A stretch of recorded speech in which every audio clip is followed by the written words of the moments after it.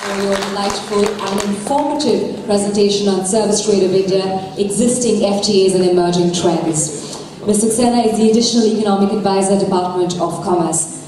Next up on the podium, I would like to invite Professor Mahendra Lama, a Professor of South Asian Economics, School of International Studies, Jawaharlal Nehru University, for his presentation upon the prospects and opportunities in the Northeast region and ASEAN.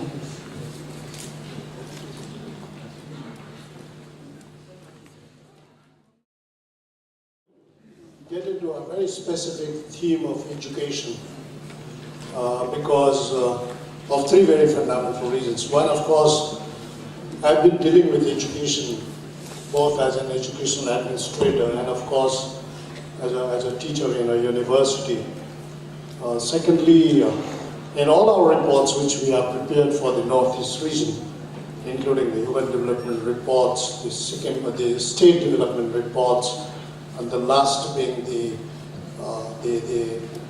vision document Northeast 2020, we have very categorically mentioned education as one of the key element of integration of Northeast with the rest of India and also with the neighboring countries.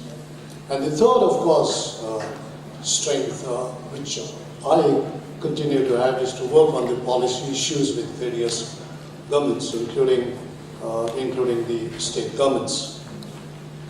So I'm going to basically focus on why Northeast region of India and how this could be integrated with the ASEAN countries on the eastern side as far as education and knowledge is concerned.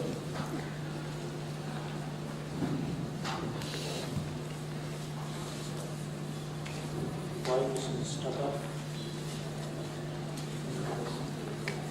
Oh, sorry. Done. You see the critical areas. This morning, Madam Thea gave a very inspiringly forward-looking speech. We could do a lot, right? Then the chairman, B.K. Goswami, also dealt with the issues in a much wider manner. Then we had two very good presentations by Sri Sudhanshu Pandey and Dr. A.M. Singh. And I think in all their presentations, one of the very critical elements is let's get into action. And what it means to get into action, right? What are the nitty-gritties, what are the way forwards, what kind of preparations, what kind of capacity buildings we need to do is what I'm going to talk about in the arena of education. So if you see Northeast, the critical areas of course are energy, trade, horticulture, floriculture, tourism, and education and other services sector. And I would feel like what other countries have done in Europe or in other parts of Asia, I would feel cross-border education and knowledge hub. How do you reposition Northeast is a very, very critical issue. So what are the advantages with the Northeast region? Why we should reposition ourselves and relocate ourselves in the map of education is, of course, we have socio-cultural affinity with the countries in the Southeast Asia. We have had protracted politico-historical interactions and linkages with these countries. And we now have a changing paradigm of borders and borderland. 10 years back, some of us who have been working on international security issues also, 10 years back, the moment we would say Northeast, people would, particularly from the security background, would say, don't touch it. Because you have borders, and borders means national security, and national security means all the development projects have to come to first to the what you call the national security related labs. If they pass, then only you can go through. So it's a long harrowing process. Today, you find a huge transformation in the minds of the security experts, governments dealing with the security issues. Now we talk about not a thin line of border, we talk about borderlands. And the moment you talk about borderlands, you talk about education, you talk about migration, you talk about pilgrimage, you talk about natural resources, you talk about cross-border environmental injuries, so many things. So that really enlivens the debate and widens the scope of cooperation. Then you have this English language proficiency. And we have this great advantage of rich biodiversity. We are the biodiversity hotspot. And of course, our climatic conditions have very, very few parallels. The knowledge base focusing on natural heritage and traditional systems is very, very key to the entire fulcrum of resources in the Northeast region. And that brings in larger issues related to WTO, related to GATT, issues related to intellectual property rights, the patents part of it, right? One would be surprised that this is one region which has one of the most beautiful mosaic of intellectual heritage. Come back to the Northeast for intellectual heritage, and today you will find we have serious erosion in the intellectual heritage precisely because nobody documented it, right? Intellectual heritage in terms of traditional medicinal systems, intellectual heritage in terms of agricultural practices, heritage in terms of disaster management, all kinds of intellectual capacities and heritage used to be there, but nobody documented it. No institutions really institutionalized it. Therefore, what we have to do is to really get back and see what are the living intellectual heritage that we can at least conserve and bring into practice and say to a large extent commercialize them. This is why we started the famous Oral History Project and the Winter Sojourn Project in Sikkim University when I happened to be in the Game of Affairs there. Then you have the history of knowledge sharing. You have a huge history of knowledge sharing. Go to any of the Southeast Asian countries, go to Laos, go to Vietnam, and say, what are your linkages with the Northeast? Then you will say, oh, our linkages with the Northeast is based on this script, that script, that kind of institutions, that kind of institutions, several, right? Therefore, we really have to get back, retrieve them, and bring into the newer scientific institutional practices here. The best part of it is this morning, the Commerce Secretary very emphatically mentioned, which was very, very noticeable, was we have today the institutions, a set of institutions. We have 40 universities or deemed universities in the Northeast region, with a geography of 7%, with a population of 3%. We have 800 colleges, 11 medical colleges, and 633 ITIs. Exclusive Ministry of MDONA. We have a regional planning, but NEC. When we were revamping the NEC in 2004, we said this has to be a kind of a regional planning. We have several specialized institutions. Nowhere you will find this kind of specialized institutions in India, right? Given specifically to a geographical area. You have special policy interventions, right? Nobody would forget the famous Northeast Industrial and Investment Promotion Policy. It has done tremendous good to this region. And you have a special accelerated road development programs kind of things. Then you have a special funding provisions which was very eloquently elaborated this morning by the Joint Secretary in the MDONA, Dr. Singh, right?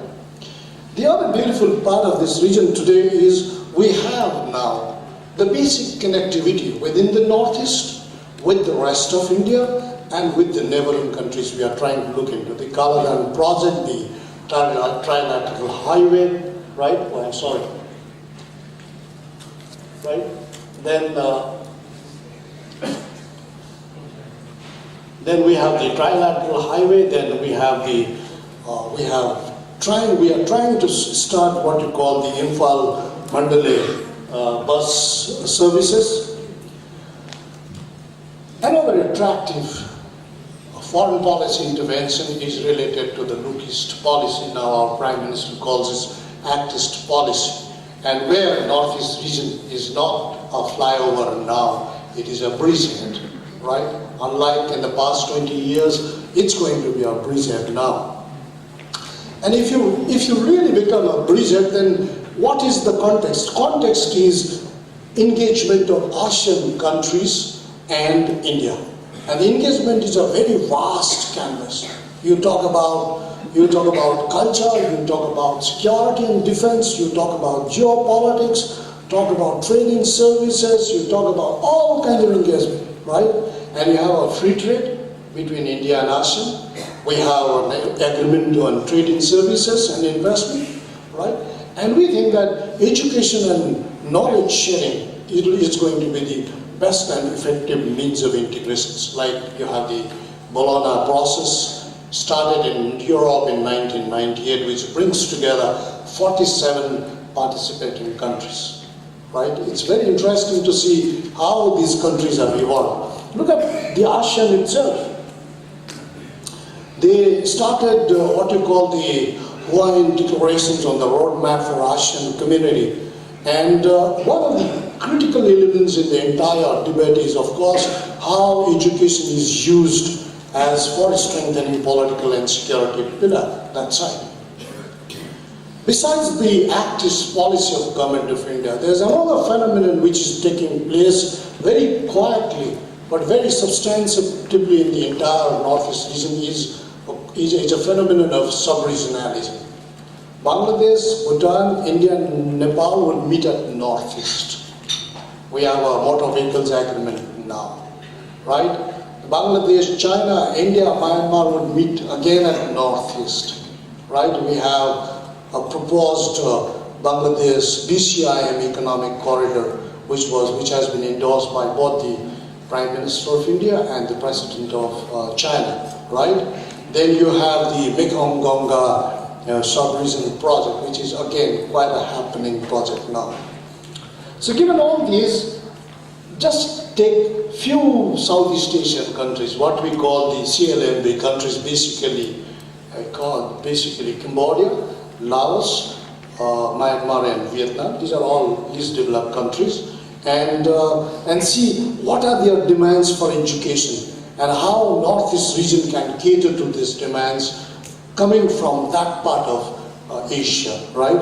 And because they are finding it prohibitively expensive to what you call it, get education in a place like Singapore or Thailand and Philippines. And which are the areas, if they have the demand for higher education, or if they have the demand for professional educations, then which are the areas? Areas are basically skills, capacity, engineering, nursing, architecture, management, accountancy, medicine, social sciences, tourism, pharmaceuticals, primarily based on folk medicines and traditional medicinal systems, and trade and small medium enterprises. Look at ASEAN today. 90% of ASEAN today is small and medium enterprises. And who are the investors? Japanese. The Finland's NOKIA goes and invests there, right? You have all kinds of investors which have come together in ASEAN and produces what you call the Samsung, the Nokias, or the Canons, and that is what is Southeast Asian countries about. So therefore, they require a lot of skills in this respect. Therefore, we see that there is a huge market pie for us in the services sector in the ASEAN countries. And the global institutional support, we have the WTO support, we have the GATT support, right? And this will give us a kind of a huge foreign exchange tool. So what are these strategies and policy interventions? Let's get into this. My first policy interventions, I would suggest that let us demolish this hegemonic discourse about the Northeast. You have an image of the Northeast, outside the Northeast. You have a constructed imagination of the Northeast, outside Northeast. And what is that image? What is that hegemonic discourse is? Hegemonic, don't go to Northeast. Northeast is all about violence.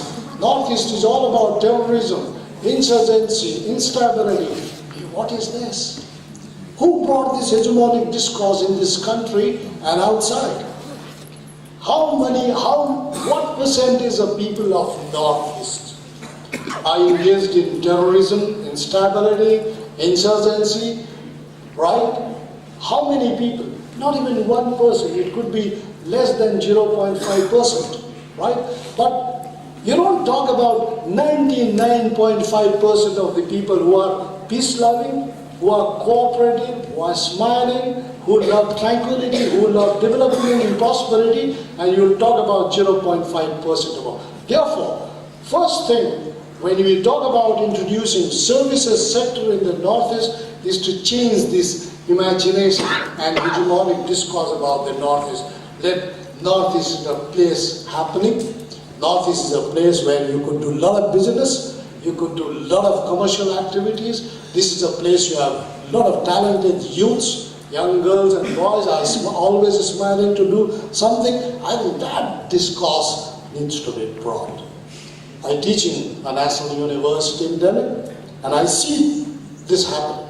And I keep telling my children in the university that this is what is Northeast all about. But this has to be done by this government, by the state, by the institutions, and not by the individuals. This is the difference we have to make. Therefore, the second policy intervention is to be on the cluster of excellence. Identify the cluster of excellence. If a Thai would like to come and study in the Northeast, where will they go? We should decide what is the cluster of excellence. I will say, okay, if you would like to study sustainable development, if you would like to study peace, conflict, and human security, if you would like to study indigenous folk medicines, go to Sikkim University. If you would like to study biotechnology, if you would like to talk about climate change and the reasons in the Northeast, go to IIT in Delhi, in Guwahati, or you can go to even Nehru in Shillong. So we have to tell them.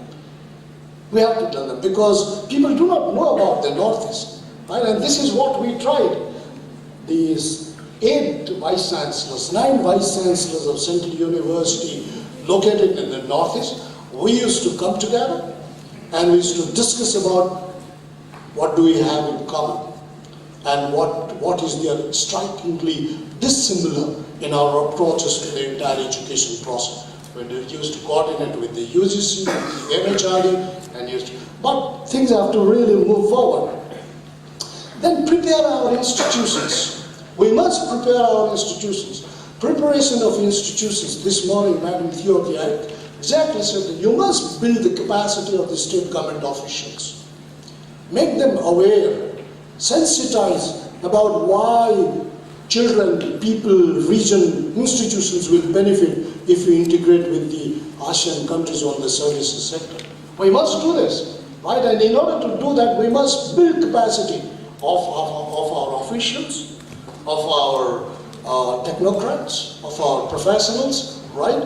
And we must have a kind of a formal Northeast University and educational services network. Look at ASEAN. They have done it. They have the ASEAN University Network. And this network administers scholarships, applications, credit, right? Just a few days back, we had a Delhi Dialogue 8th, and I was interacting with some of the ASEAN businessmen, and they said that they have a very engrossing engagement on issues like education in ASEAN countries, though all the countries are not able to participate as effectively, but they do. The third is you must hire the best of academic staff with impressive qualifications and upgrade infrastructure. Let's not talk about local teachers. If our local teachers are really good, they will be in the institutions, right? But when it comes to teachers, teaching faculty, we should have the best, because teacher does not have a religion, teacher does not have a geography, teacher does not have a caste, right? Teacher is teacher. So we should bring the best. Look what Americans are doing today, what they have been doing, what Chinese have done, what Japanese have done, what Singaporeans have done. Look at this. Look at Singapore for the last 30 years and what have they done? The best teaching communities from all across the world, they have taken. Paid them money, and look, Singapore, education is a major business today. And we should do that now. We should train the locals to be a critical mass for future. But if they are not available today, let's bring teachers from outside and let's do what we need to do in terms of really strengthening the institutions. Then the third is enable private sector participation, because we think that you have a plethora of players, we could do this. Then we should I think it's high time, and I'm sure Dr. Sama and his team and some of my colleagues in the university system would pick it up. We should have an exclusive bureau in each university for international cooperations. They would advertise cross-border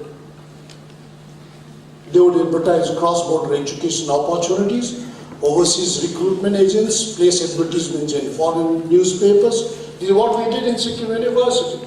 We had our admission centers in China, in Myanmar, in Nepal, in Bhutan, in Bangladesh. We could do that. Our admissions tests used to be done in Myanmar, in the Indian Embassy, in the Indian High Commission. We could do that. But for that, you have to have some kind of an institutional cooperations. Then you really need to reorient courses and departments. You need to have global orientations in these programs.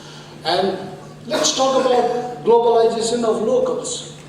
We have only talked about localization of globals. That means you have anything at the global level, right from fashion to your computers, to your cell phones, to anything, we have localized the globals. But why not we globalize the locals, as you have done with Miracle, as you have done with Baichung Bhutia? We have so much to globalize.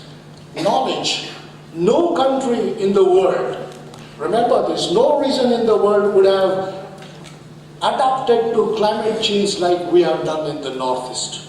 We have had some examples. And who will take this knowledge of climate change adaptation to the global community and say, look, here are the communities in the Northeast that have adapted to the climate change in such a manner that the global community must take note of this. This is where we can sell our knowledge. This is where we can sell our experimentations. Then the other thing is, we must offer specialized courses, say for example, on peace building, on disaster management, right, say for example, in skill building.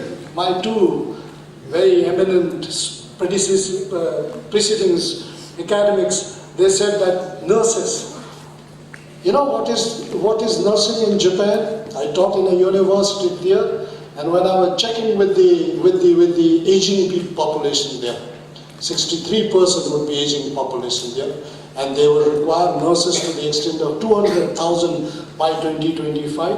And where are these nurses coming from? Japanese would not like Koreans to come to Japan, would not like Chinese to come to Japan, precisely because of the colonial history. And who are the people there? The Filipinos. And who would be the next entrants in the entire episode of nursing services there would be the Indians, right? And particularly from the Northeast. What you have to do is to open up good nursing schools, give them good crash course in Japanese language, and connect them with the nursing related recruitment institutions there, and then you will see 10 nurses, if they go in 6 months, they will make a difference. And I think this is really very, very critical. The last 2 points I would like to say is, we should integrate the courses. This morning again, Madam Theothia rightly said about the schools. You must have courses that would integrate the schools with the higher education in the Northeast, so that our Vietnamese will say, oh, my child will go there and do the schooling, go do the college and the university from the Northeast. Can we have this kind of, what you call this, imaginative policy interventions with specialized research centers? The last point I would like to mention is about how institutions can come together. The Indian Council of Cultural Research, the Indian Council of Social Science Research, they must act. They must proact now with institutions in the Southeast Asian countries about how to attract students from there. Otherwise, Australia takes large number of students from the Southeast Asian countries. Today I see in China, large number of you go to a Tianjin University, 23% of these students would be from the Southeast Asian countries. Hey, we have such beautiful facilities here. What stops us in attracting them? Therefore, one critical area is to sign an agreement between India and ASEAN. We should be a part of the ASEAN social cultural community, which was done in 2009, because one of the three strategies for this community is really education. So, the framework of cooperation is very vital ultimately. And what is this framework of cooperation? You have academic and professional accreditation standards. You have credit transfer and assessment of student exchange. You have national skills framework, mutual recognition of degrees, right, say through PCI, AICT, UGC, they must work with their counterparts. And of course, we will have problems of visa and the inner line permit and the restricted area permit. So all these things have to be brought together by in a kind of a single window framework where all the ministries come together, Home, Foreign Affairs, Commerce, HRD, all the ministries come together and really process this. Therefore, I would feel that we must have 3 studies in place before we really barge into the entire business of opening the education on a cross-border basis. First is we must have a demand and supply and post-degree placement studies done, right? Very, very critical for all of us. Employability is so very critical today. Every child would like to pay money if she is insured of employability. Look at Australia, look at US, look at some of the universities even in Singapore. The second is institutions. The courses, the curriculum and the accreditation path should be absolutely clear, both to us here in India and of course to the people who aspire to come to northeast part of India. And the third is cross-border partnerships and regulations, including based on the PPP model of investments, are very, very critical. And I think there's a very bright future. It really requires just one thing. That means the model of integration of Northeast India with the rest of India has to change. Everybody thought that Northeast has to integrate with the rest of India. But after 60 years, we believe that model has failed. So reverse integration has to take place. The rest of India has to integrate with the Northeast, right? This is what